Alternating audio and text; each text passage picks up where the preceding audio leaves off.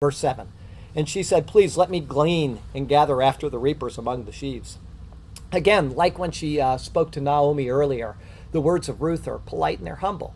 The word translated please that she uses is that same word, that word in Hebrew, which is na. More appropriately, we would say, I pray. And a request, even before going into the field to glean, was to glean after the reapers.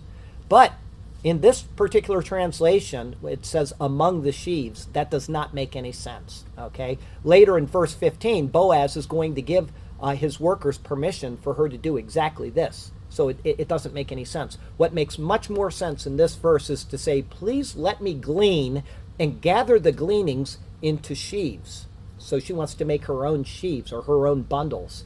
This then would mean that she's asking permission to not only glean, but if she picks up enough to be allowed to leave it in bundles to be collected later. It would make her job much easier by not having to carry what she had picked, and so she could glean more and she could do so much more quickly. So that's the intent, I believe, of what this verse is trying to tell us. Verse 7 finishes with these words. So she came and has continued from morning until now, though she rested a little in the house. Despite noting that she's a foreigner, the chief of the reapers is careful to note her good qualities. She arrived early. She's worked steadily and diligently right up until the present moment, taking only a short rest, as it says, in the house. And this shows another point of care by Boaz concerning his people. Because of the intense heat of the sun in Israel, and I can assure you it's very intense over there, he had set up a little shelter for them, for these workers to be able to go in and take a break in and cool down from the oppression of the heat. You know, they're bending over and the heat's on their back all day long. Ruth took advantage of this, which means that even the gleaners were treated with this respect.